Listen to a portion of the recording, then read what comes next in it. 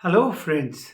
The 2023 budget can be construed by a simple term called credible, where C for capital focus, R for rural focus, E for energy, D for digital, I for infrastructure, B for balance, L for logistics, and E for external sector. Now, if we try to understand the concept of credible, it's important to start by understanding the first C, which is capital investments. Now, if we look at the budget prima facie, it looks that government has set aside 10 lakh crore for capex, which is a historic 33% increase compared to last year's 7.5 lakh crore.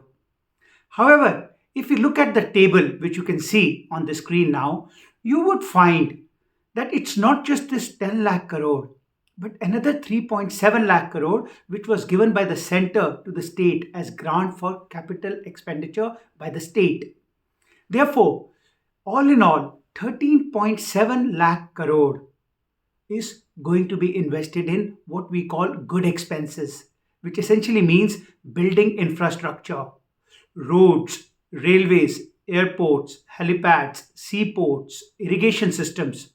Essentially, good expenditure which is going to help build the founding pillars of the economy.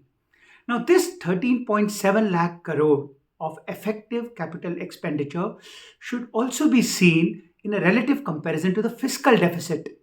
Now, the fiscal deficit is approximately 17.8 lakh crore, as you can see on this table.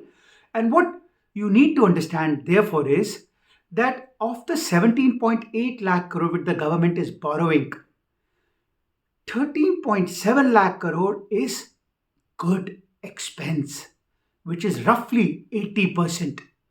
This, my dear friends, is the first historic accomplishment of this budget because never before an accomplishment of this order has been achieved. Typically, the magnitude of your capital expenditure as comparison to the fiscal deficit has been of the order of 60%, 65%. So to achieve close to 80% over here is the one big reason why we give it the credit of credible, which is C for capital expenditure focus. The second R is essentially focused on rural. Now, compared to last year, the allocation has been increased approximately 20% from 2 lakh crore to approximately 2.4 lakh crore. And this is expected to manifest in terms of greater development of digital push for rural India. We are going to talk about digital technologies for agriculture, for various rural professions and reskilling. So that is something which should help the direct and indirect benefit of about 65% of India which lives in the rural areas. The third is energy. And here there has been a staggering increase from approximately 50,000 crores to 95,000 crores. And the beauty of the transformation here is that 35,000 crore has been allocated for green energy, net zero emissions, which essentially is going to get channelized into wind energy, solar energy, and therefore help emerge India move towards its commitment of net zero emission by 2070. The fourth then is digital.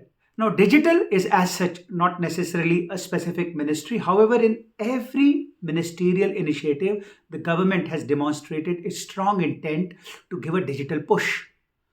Three centers of excellence for artificial intelligence are being developed in various prestigious institutes. There is going to be a digital library push, digital data access and control push. So, as we had expected, basically the portmanteau of tech, be it ed tech, wealth tech, insure tech, or any other tech, the government is giving a strong push to digital through this budget. The I then is all about infrastructure, another area which has got the most humongous increase in terms of absolute numbers. Approximately 1.5 lakh crore jump, so roughly from about 3.5 to about 5.1. So that is an area which has got an increase, if we talk in percentages, well, roughly speaking, more than 30% increase. And this is going to benefit our railways and the road network.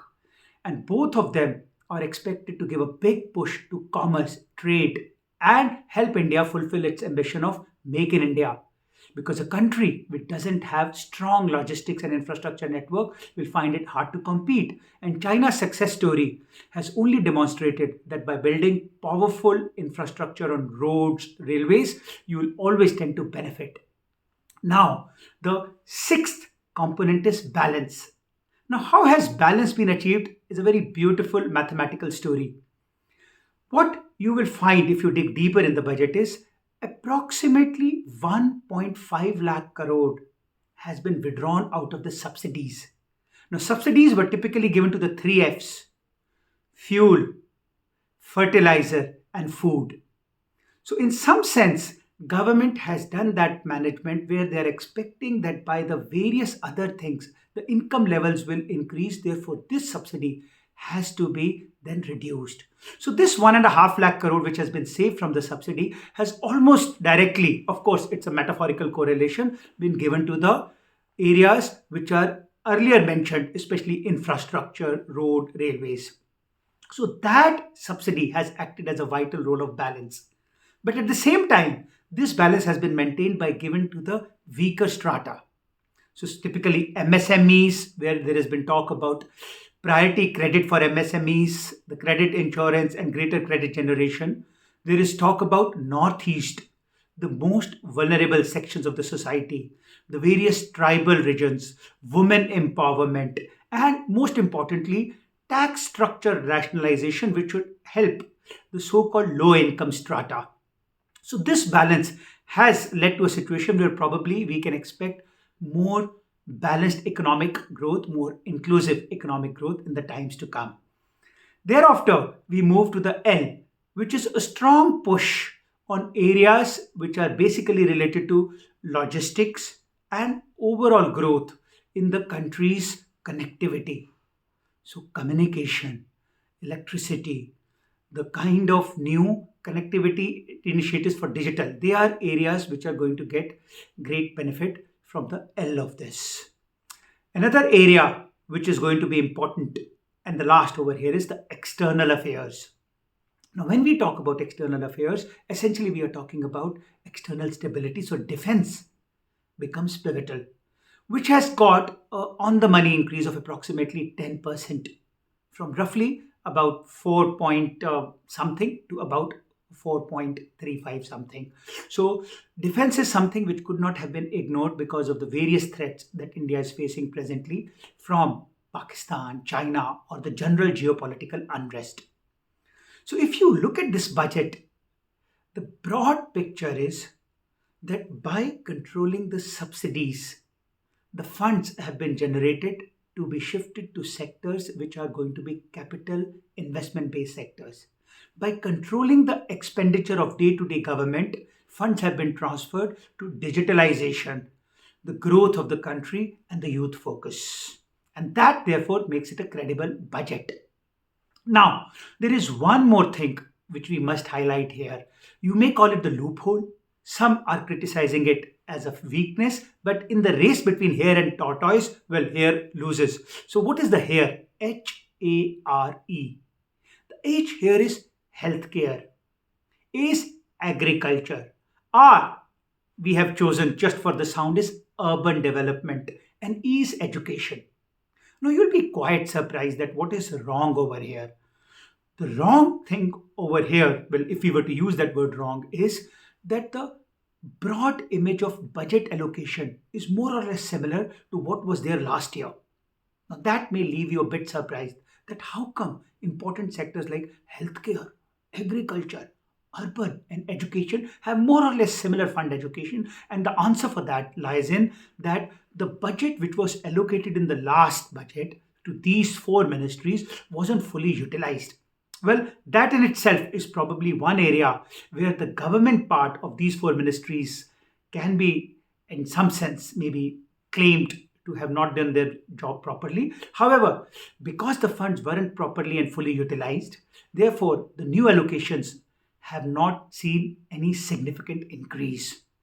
So some of the opposition parties, when they are criticizing the government, they are talking about the budget being anti-poor and no specific mention of employment. However, it's probably also related to the capacity of these ministries. And therefore, the government is hoping that by the theory of commanding heights, making investments in infrastructure, rural development, transport, even defense, the push which will come will lead to growth in these sectors. So, all in all, the budget has to be really complemented because it has been an exercise of fiscal prudence and minimal populism. Despite the fact that this was the last full budget as far as this government is concerned, they have refrained from delving into the very heinous zone of populism and done a budget which is quite prudent. So, with this, we summarize a brief analysis of the budget. If you like the video, please press the like button, subscribe, and keep viewing for more for your group discussions, interviews, and career development projects. This is Gagan Singh signing off for the day.